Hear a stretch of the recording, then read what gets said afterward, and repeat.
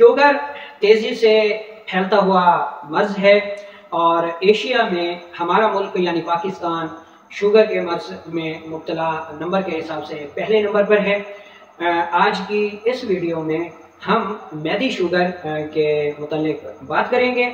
इसमें हम इसके असबाब, इसकी अलामात और असूल इलाज के साथ साथ आपको एक बेहतरीन होम रेमेडी भी बताएंगे, जिसको अगर आप कुछ अरसे तक बाकायदगी के साथ इस्तेमाल कर लेते हैं तो इंशाअल्लाह मैदी शुगर से निजात हासिल कर लेंगे।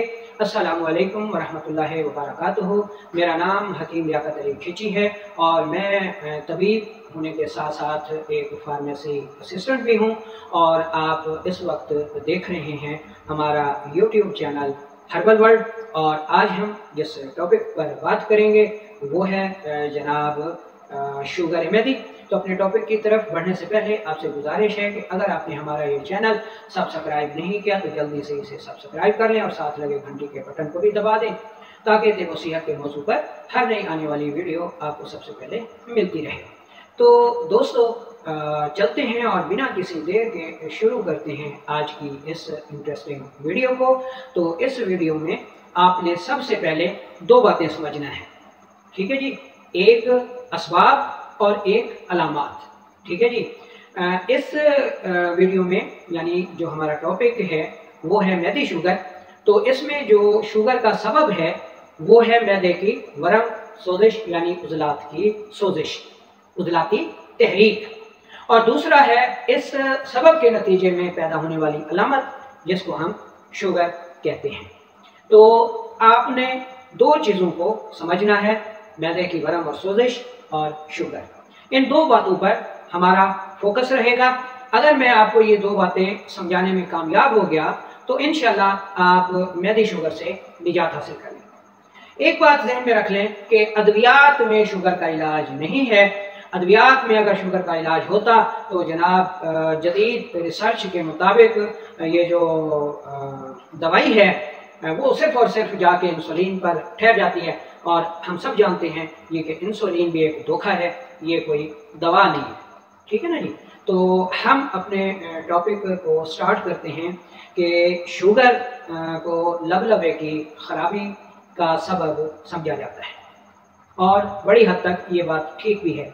लेकिन एक बात याद रखें कि लबलबा जो है वो भी ग़िज़ा मैदा से हासिल करता है।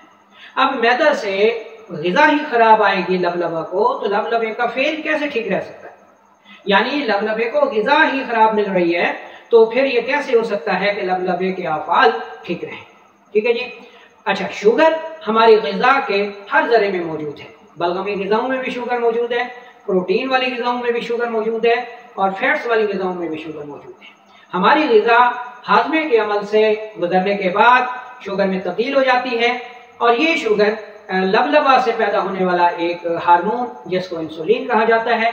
इंसुलिन ग़िज़ा से पैदा शुदा शुगर को हमारे आज़ा, हमारे खुलियात के अंदर इंजेक्ट करती है, दाखिल करती है और हमारे सेल्स इस शुगर को बतौर ईंधन इस्तेमाल करके अपने अफ़ाल की बजावरी को जारी रखते हैं।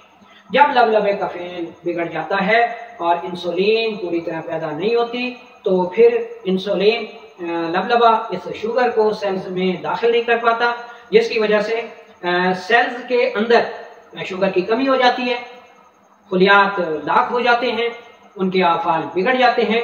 जबकि बैरून खुलिया, खुलिये के बाहर, सेल्स के बाहर जो शुगर है वो वाफिर मिकदार में जमा होती है लेकिन सेल्स में दाखिल नहीं हो पाती।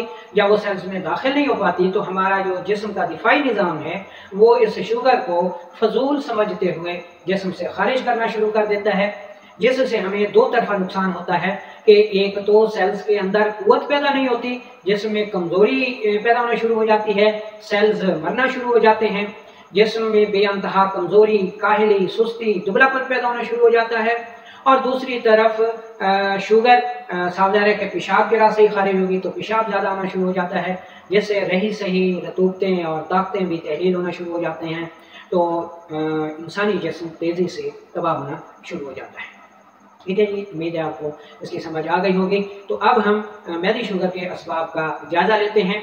उजलाती तहरीक का गैर तबाई होकर तेज़ हो जाना, जिसमें तुर्शी और तेज़ाबियत की ज़्यादती, फास्ट फूड का बकसरत इस्तेमाल करना, वर्जिश ना करना, कसरत हम बिस्तरी, ठीक है ना जी, गैस, कब्ज़, ये इसके अहम असबाब हैं जिसकी वजह से उज़लाती तहरीक शिद्दत इख्तियार कर लेती है, जिसमें तेज़ाबियत की ज़्यादती हो जाती है, मैदा वरमनाक हो जाता है, सुगड़ जाता है, उसकी हरकत तेज़ हो जाती हैं।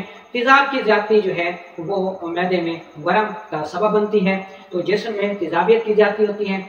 अब जब जिस्म में तेज़ाबियत की ज़्यादती होती है तो लबलबा जो कि एक हार्मोन है, उसको जो ग़िज़ा मिलती है वो भी तेज़ाबियत शुदा होती है। लबलबे की अपनी खुराक जो है वो चूँकि एक ग्लैंड है तो उसकी ग़िज़ा सफ़रा है, तो जब जिसमें तेज़ाबियत ज़्यादा होती है तो उसको अपनी खुराक खिलते सफ़रा कम मिलती है, जिसकी वजह से मैदा जो है वो कमज़ोर होना शुरू हो जाता है। वो उतनी इंसुलिन पैदा ही नहीं कर पाता जो कि जिस्म की ज़रूरत होती है। तो ऐसी सूरत में जो है ज़्यादातर तो शुगर की कमी हो जाती है जिस्म में।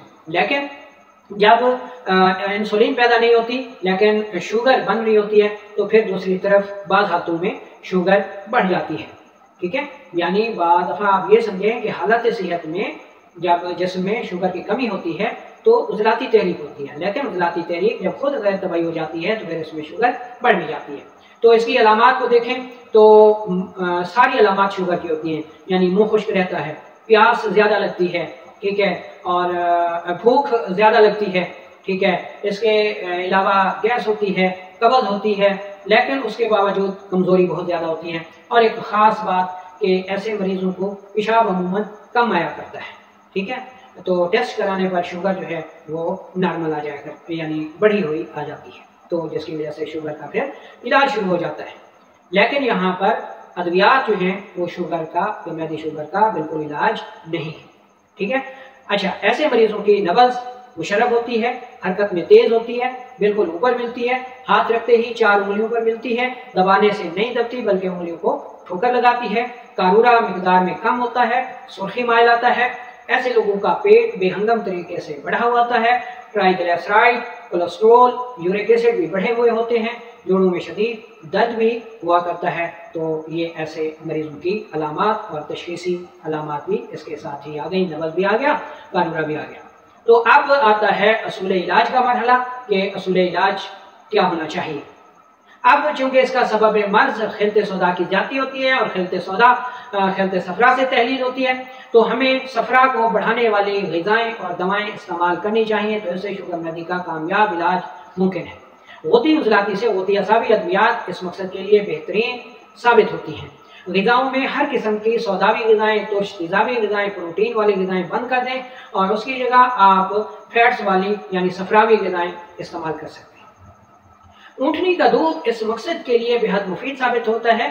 3 से 5 दिनों में ही आपको रिजल्ट मिल जाता है। पपीता बेहतरीन फल है, इस्तेमाल करें, 1 हफ्ते से 10 दिन में आपको वाज़ेह फ़र्क मिलेगा, ठीक है ना जी। शहद बेहतरीन चीज़ है, 1 चम्मच शहद 1 गिलास नीम गर्म पानी में मिलाकर सुबह शाम पीने से मैदी शुगर को बेअंतहा फ़ायदा मिलता है, मैदे की वरम और सोजिश दूर होती है और मैदी शुगर ठीक हो जाती है। बाज़ लोग इसमें इतराज़ उठाते हैं कि शुगर है और आप शहद बता रहे हैं, तो खालिस शहद जो है वो ग़ुदी उज़लाती मिजाज की है जो कि शुगर मैदी का इलाज है, और खालिस शहद कभी भी शुगर को नहीं बढ़ाता, ठीक है जी। अच्छा, अगर आप इस मकसद के लिए कोई कहवा इस्तेमाल करना चाहें तो इसमें कलवंजी मेथी दाना का कहवा बेहद मुफीद साबित होता है। इसके अलावा अजवैन जैसी 1 ग्राम, अदरक 1 ग्राम, सौंफ 2 ग्राम का कहवा सुबह दोपहर शाम इस्तेमाल करने से जो है शुगर मैदी ठीक हो जाती है। अब हम चलते हैं और आज की बेहतरीन होम रेमेडी जो कि शुगर मैदी का बेहतरीन इलाज है उसको देख लेते हैं। तो इसमें हमें 3 चीज़ें चाहिए।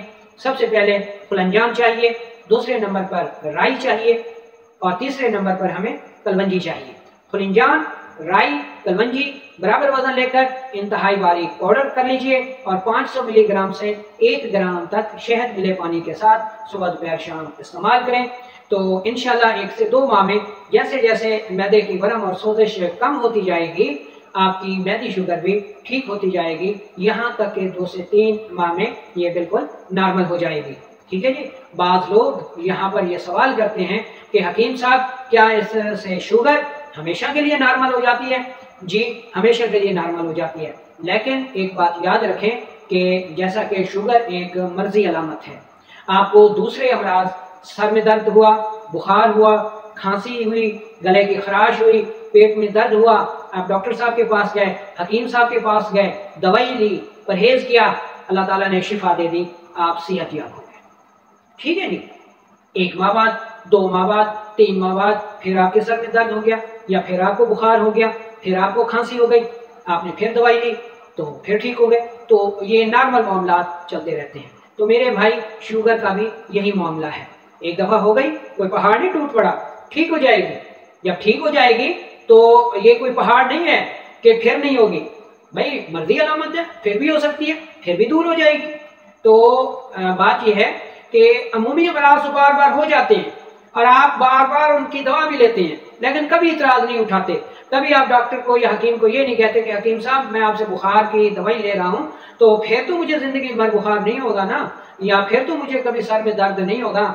लेकिन जहाँ पेचीदा मर्ज का बात आती है, फिर आप ये सवाल जरूर करते हैं। भाई जिस तरह सर दर्द हुआ, दवाई ली, ठीक हो गया, फिर भी हो सकता है। तो इसी तरह ये जो शुगर मेदी है, हो गई, दवा लेंगे, परहेज करेंगे, वर्जिश करेंगे, दूर हो जाएगी, फिर भी हो सकती है, फिर भी ठीक हो जाएगी। तो इसमें घबराने और परेशान होने की बात नहीं है।